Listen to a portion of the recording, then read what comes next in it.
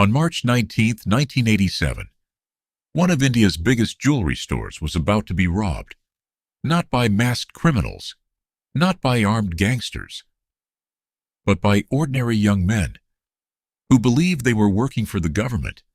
No alarms were triggered, no shots were fired, no one was tied up. And yet, by the time anyone realized what had happened, jewelry and cash worth lakhs of rupees had disappeared. The mastermind simply walked away. And then he vanished forever. This wasn't a movie. It actually happened. And it remains one of the most audacious cons in India's history. To understand how this happened, you have to go back to Bombay in the 1980s, long before online banking, long before digital payments.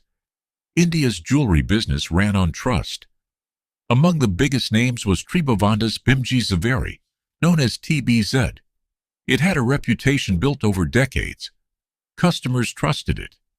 Businesses respected it.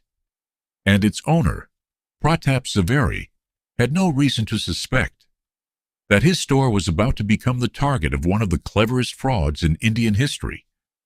It started with a newspaper ad. In March 1987, a classified appeared in the Times of India.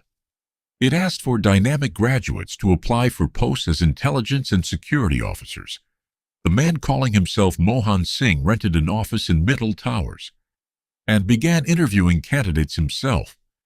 He spoke with total confidence. He carried himself like a man who had spent years inside the system. Nothing about him raised suspicion. From the applicants, he selected 26 recruits. Most of them were thrilled. Some had already told their families they'd landed a government job. Singh gave them their first assignment.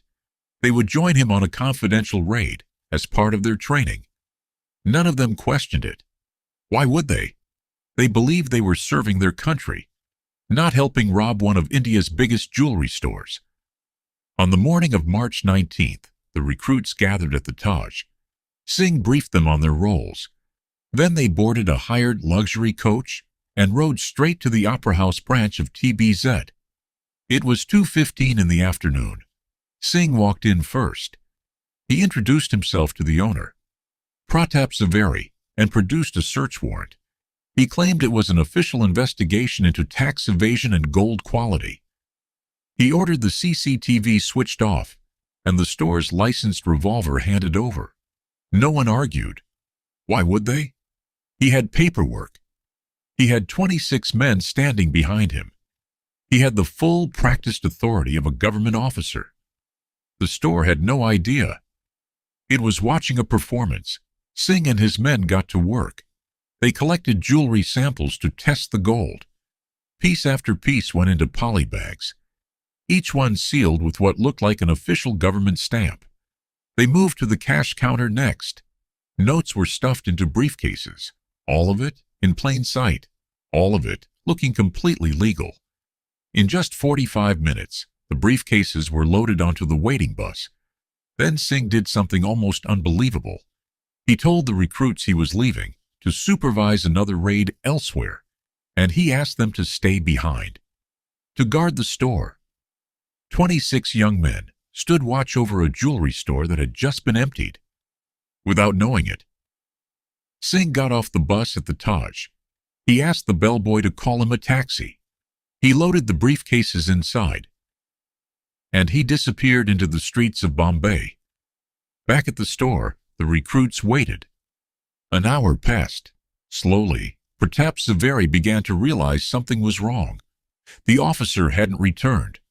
No one could verify his name. He picked up the phone and called the police. By the time the truth came out, Mohan Singh was gone. The police traced his hotel booking, his hired taxi, a switch to an auto rickshaw near Vile Parley. And then, nothing, no trail, no name, no face that matched any record. They chased leads to Kerala and Dubai, nothing. One innocent man was even arrested by mistake, and later cleared.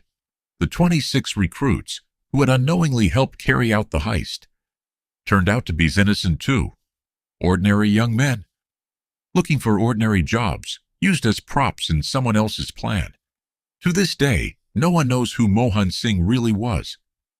What's certain is this: he never used force, he never fired a weapon. He simply made people believe he had authority, and let their trust do the rest. The case remains unsolved to this day. A man with no weapon, no real plan to get caught, walked into one of India's most trusted stores, and walked out with a fortune, using nothing but a newspaper ad and the simple human instinct to trust authority when it looks official enough. Mohan Singh was never found. The case was never closed. And somewhere, he's still out there,